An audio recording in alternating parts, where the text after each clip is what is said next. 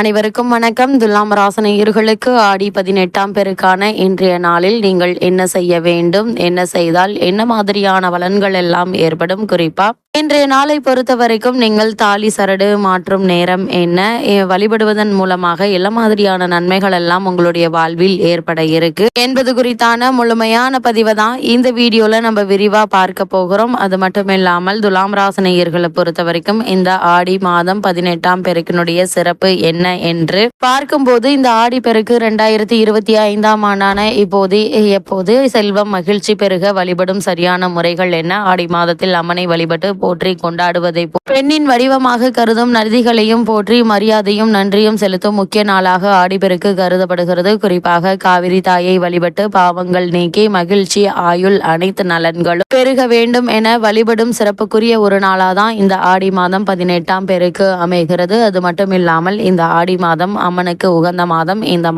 ஆடி பெருக்கு என்பது மிக முக்கியமான பண்டிகையாக கொண்டாடப்படுகிறது. ஆடி பெருக்கு ஆடி மாதத்தின் 18ஆம் நாளில் கொண்டாடப்படுகிறது. அதனால் இதை ஆடி 18ஆம் பெருக்கு என்று சொல்வது உண்டு. குறிப்பாக இது நிலத்திற்கும் பூமியை செழிக்க வைக்கும் நீர்நிலைகளுக்கும் நன்றி செலுத்தும் ஒரு புண்ணியமாக நாளாகும். ஆடி பெருக்கை ஏன் நாம் கொண்டாடுகிறோம் என்று பார்க்கும்போது, கங்கை நதி தன்னுடைய பாவங்களை போக்க கிருஷ்ண பகவானிடம் சென்று வழி கேட்டது. கிருஷ்ணர் காவிரி ஆற்றில் கலக்க சொன்னார். காவிரி ஆறு கிருஷ்ணரிடமிருந்து பாவங்களை போக்கும் சக்தியை பெற்றது. இதனால் சந்தோஷமாக விஷ்ணு இருக்கும் இடங்களுக்கு சென்றது. ஸ்ரீரங்கப்பட்டினம், சிவசமுத்திரம், ஸ்ரீரங்கம் போன்ற இடங்களுக்கு போய் ரங்கநாதரை வணங்கியது. இந்த நிகழ்வுதான் ஆடிப்பெருக்கு பண்டிகையாக கொண்டாடப்படுகிறது. ஆடி மாதத்தில் தென்மேற்கு பருவமழை அதிகமாக பெய்யும். காவிரி ஆற்றில் நிறைய தண்ணீர் வரும். விவசாயம் செழிக்க வேண்டும் என்பதற்காக இந்த நாளில் விவசாயிகள் வழிபடுவது உண்டு. சிலப்பதிகாரத்தில் ஆடி 18 முக்கியத்துவத்தை பற்றி சொல்லியிருக்கிறார்கள். ஆடி மாதம் சூரியன் கடகராசியில் பயணிக்கும் நேரம். இது விவசாய வேலைக்கு முக்கியமான நேரம்.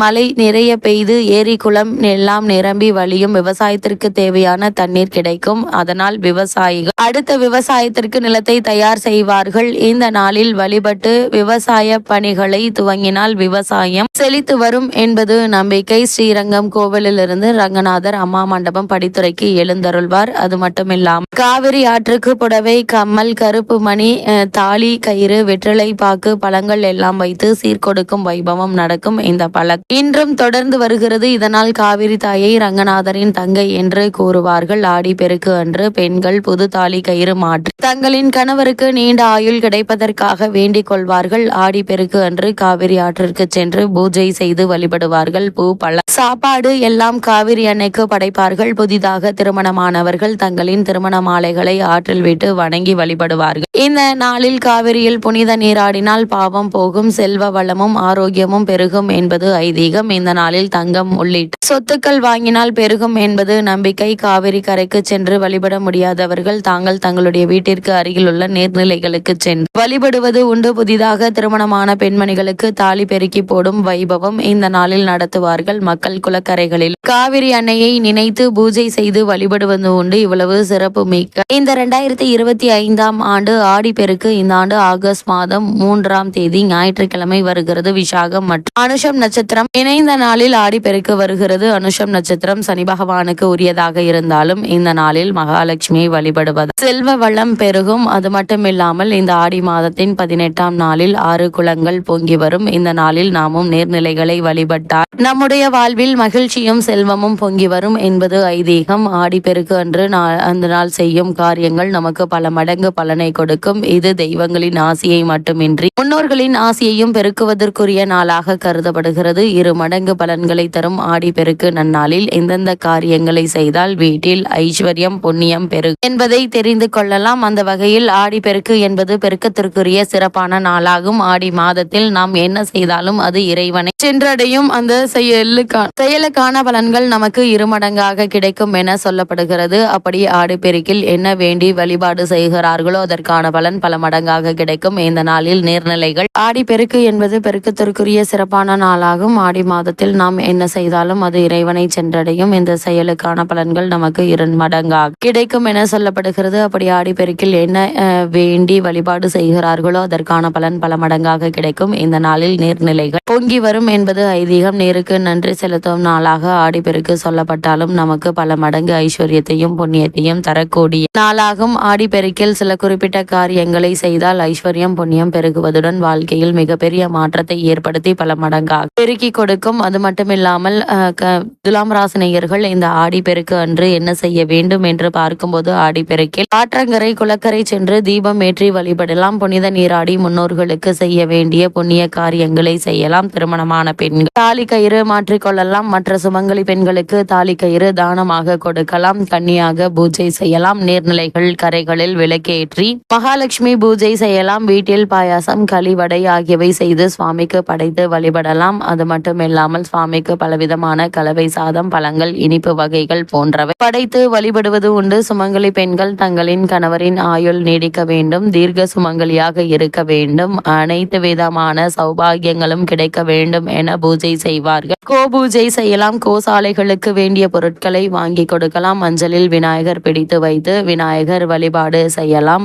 முதலில் விநாயகர் வழிபாட்டினை செய்த பிறகு மற்ற வழிபாடுகளை செய்ய வேண்டும். இதனால் வாழ்வில் வெற்றிகள் பெருகும். அம்பாளுக்கு வேப்பிலை மாலை கட்டி சர்க்கரை பொங்கல் போன்ற இனிப்பு செய்து வைத்து படைத்து வழிபடலாம். அது மட்டுமில்லாமல் ஆடிப்பெருக்கு அன்று வீட்டில் தினசரி சமையலுக்கு பயன்படுத்தும் பொருட்கள் குறையாமல் இருக்கும்படி வாங்கி நிரப்பி வைக்க வேண்டும். ஆடிப்பெருக்கு அன்று நகை வாங்க முடியாதவர்கள் மஞ்சள் கிழங்கு சிறிதளவு வாங்கி வைக்கலாம். தங்கத்திற்கு இணையான மஞ்சள் வீட்டில் செல்வத்தை பெருக செய்யும். ஆடிப்பெருக்கு அன்று குபேரருக்கு குபேர நாணயங்கள் வைத்து அர்ச்சனை செய்து குபேர பூஜை செய்வது வழிபடுவது சிறப்பானது. சூரியன் புதன் சேர்க்கை நடைபெறும் நாளே ஆடிப்பெருக்கு என்பதால் நவதானியங்கள் வாங்கி வீட்டில் வைத்து வழிபடலாம். நவதானியங்கள் மண்ணில் விதைக்கவும் செய்யலாம். மகாபாரத போர் நிறைவடைந்து தர்மம் நிலைநாட்டப்பட்ட நாள் ஆடி 18 என புராணங்கள் சொல்கின்றன. அதனால் இன்றைய தினம் பகவத்கீதை வாசிப்பது மிகவும் சிறப்பு வாய்ந்ததாக கருதப்படுகிறது. அந்த வகையில் துலாம் ராசினியர்களுக்கு ஆடி 18ஆம் பெருக்கான இன்றைய நாளில் மேலும் என்ன மாதிரியான நன்மைகள் எல்லாம் உங்களுடைய வாழ்வில் ஏற்பட இருக்கு என்று பார்க்கும்போது சனி மற்றும் ராகுவை தவிர பெரும்பான்மையான மற்ற கிரகங்கள் அனுகூலமான நிலையில சஞ்சரிக்கிறாங்க. இக்காலகட்டம் முழுவதுமே வருமானம் போதிய அளவிற்கு இருப்பதால் குடும்ப செலவுகள் எளிதில் சமாளித்து விட முடியுங்க. பழைய கடன்கள் இருந்துச்சு அப்படின்னா அவற்றிலிருந்து வழிபடுவதற்கு ஏற்ற ஒரு தருணமாகும் இக்காலகட்டம் அமைஞ்சிருக்கு. அதே போல் வருமானம் போதுமான அளவிற்கு இருக்குங்க. குடும்ப செலவுகளை எளிதில் சமாளித்து விடமையும். அதே போல உங்களுக்கு பழைய கடன்கள் இருந்துச்சு அப்படின்னா அவற்றை இன்றைய நாளில் அடைப்பதற்கான முயற்சிகளை நீங்கள் மேற்கொள்ளும் போது அவற்றை முழுமையாக அடைத்து நீங்கள் கடன் தொல்லையிலிருந்து மீள ஒரு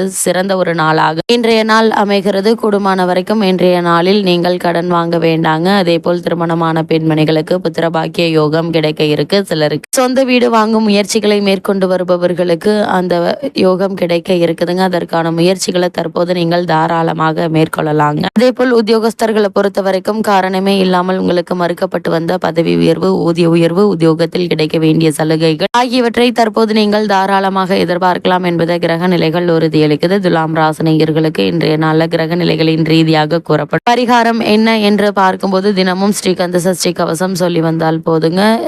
இன்றைய நாள் முருகப்பெருமானை வழிபடுவது எண்ணற்ற நன்மைகளை ஏற்படுத்தும்.